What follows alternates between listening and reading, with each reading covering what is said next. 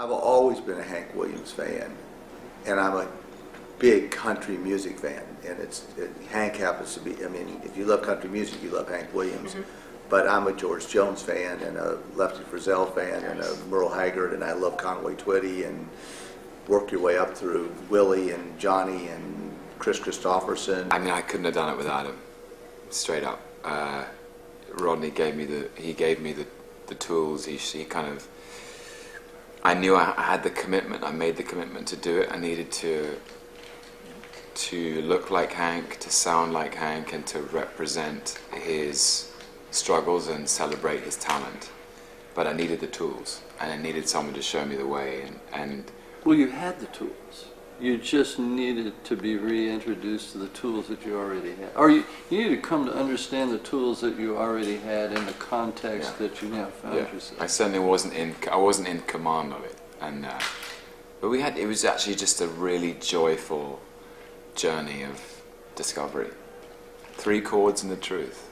Mm-hmm. Singing about chasing girls, being in the doghouse, being lonesome, lovesick, forlorn, and just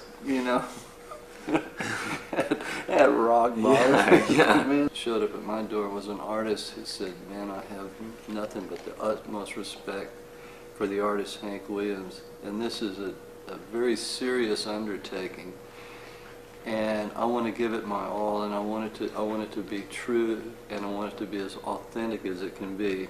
What do we do?"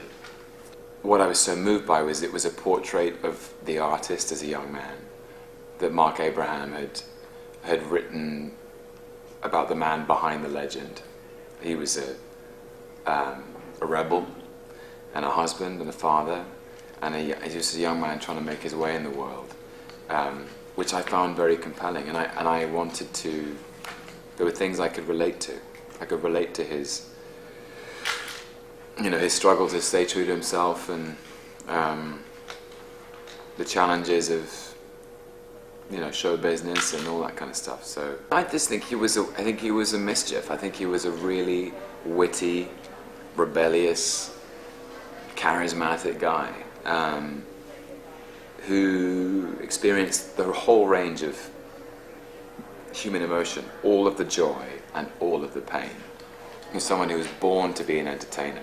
He got up on that stage, and he had a white-hot talent, which he was able to sort of transmit to crowds of people. And his joy as a performer is something I related to. But also he had, this deep well of sadness and remorse and anguish. And the contradiction within him is what makes him so fascinating.